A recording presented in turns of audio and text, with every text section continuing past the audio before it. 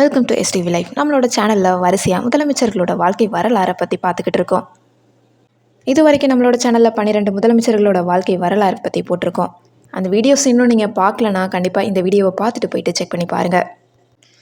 அந்த வகையில் இன்றைக்கி 13வது முதலமைச்சராக இருந்த எம் பக்தவத்சலம் பற்றி பார்க்க போகிறோம். தமிழகத்தோட நிர்வாகத்தந்தை என்று அழைக்கப்படும் எம் பக்தவத்சலம் அவர்களோட வாழ்க்கை வரலாறு பற்றி தான் இன்றைக்கி முழுசாகவே பார்க்க போகிறோம். பக்தவத்சலம் அவர்கள் 1897 வருஷம் அக்டோபர் மாதம் 9ஆம் தேதி காஞ்சிபுரம் மாவட்டத்தில் நசரத்பேட்டையில் ஒரு புகழ்பெற்ற குடும்பத்தில் பிறந்தார். அவர் பிறந்த சில ஆண்டுகள்லேயே தந்தையை இழந்தார். அவரது மாமா சின்னசுவாமி முதலியார் தான் அவரை வளர்த்தாரு. சென்னை சட்டக்கல்லூரியில் படித்து வழக்கறிஞர் ஆனார்.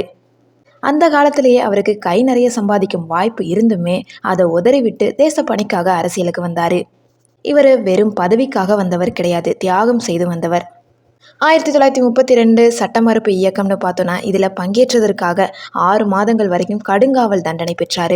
1940வது வருஷத்தில் தனிநபர் சத்தியாகிரகம் இதற்காகவுமே சிறை சென்றார். 1942வது வருஷம் வெள்ளையனை வெளியேறு இயக்கம் இதில் மிக தீவிரமாக செயல்பட்டதால் பிரிட்டிஷ் அரசாங்கம் இவரை கைது செஞ்சு அமராவதி சிறையில் அடைச்சது. சுமார் 3 ஆண்டுகள் சிறையில் இருந்தார். சிறையில் இருந்தபோது தனது குடும்பத்தை விட நாட்டையே பெரிதாக நினைச்சாரு.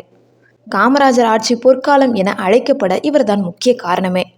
காமராஜர் மக்களிடம் செல்வார். பக்தவத்சலம் ஃபைல்ஸில் திட்டங்களை செயல்படுத்துவார். இன்னைக்கு கோவில்கள் கவர்மெண்ட் கிட்ட இருக்கிறதுக்கு இவர் தான் அடிப்படையினே சொல்லலாம். கோவில் நிலங்கள் ஆக்கிரமிப்பு செய்யப்படுவதை தடுக்க சட்டங்களை கொண்டு வந்தவரும் இவர்தான்.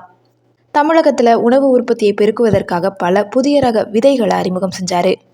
காமராஜர் காலத்தில் கட்டப்பட்ட பெரும்பாலான அணைகளின் கட்டுமான பணிகளை முன்னின்று கவனித்தது இவர்தான். காமராஜர் அவர்கள் அகில இந்திய அரசியலுக்கு சென்றபோது அவரை கை காட்டிய நபர் பக்தவத்சலம். சென்னை மணலியில் உள்ள மிகப்பெரிய எண்ணெய் சுத்திகரிப்பு ஆலை மற்றும் உர தொழிற்சாலைகளை தொடங்கி வச்சாரு.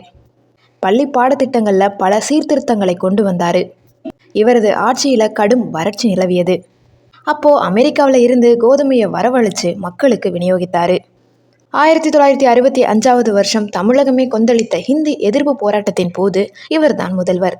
மாணவர்கள் மற்றும் மக்களுக்கும் காவல்துறைக்கும் இடையே நடந்த மோதல்கள் இவரது ஆட்சிக்கு கெட்ட பெயரை ஏற்படுத்துச்சு. இதனால தான் 1967 தேர்தலில் காங்கிரஸ் தோல்வி அடைஞ்சது. அதன் பிறகு தமிழகத்தில் திராவிட கட்சிகளின் ஆட்சி தொடங்குச்சு. தமிழகத்தின் கடைசி காங்கிரஸ் முதலமைச்சர் என்ற வரலாற்று பெயரோடு பதவியை விட்டு இறங்கினார். இவர் ஒரு சிறந்த எழுத்தாளர். பாரத தேவி என்ற பத்திரிகையை நடத்தினார். காஞ்சி மகா பெரியாரின் நிழலாகவே வாழ்ந்தார். அவரோட எளிமைன்னு பார்த்தோன்னா பதவியில் இருந்த போதும் சரி இல்லாத போதும் சரி நேர்மைக்கு இலக்கணமாகத்தான் இருந்தார். 1987வது வருஷம் பிப்ரவரி மாதம் 13ஆம் தேதி தன்னோட 89 வயதில் மறைஞ்சார். காமராஜர் அவர்களை வழிநடத்திய பக்தவத்சலம் பற்றி நீங்கள் என்ன நினைக்கிறீங்கன்றதை கமெண்ட் செக்ஷனில் சொல்லுங்கள். இந்த வீடியோ உங்களுக்கு பிடிக்கும்னு நினைக்கிறேன். இந்த வீடியோ பிடிச்சிருந்துச்சுன்னா லைக் பண்ணுங்கள், ஷேர் பண்ணுங்கள். சப்ஸ்கிரைப் பண்ணாமல் பார்த்துக்கிட்டு இருந்தீங்கன்னா ப்ளீஸ் சப்ஸ்கிரைப் பண்ணிக்கோங்க. தேங்க்யூ ஸோ மச் ஃபார் வாட்சிங்.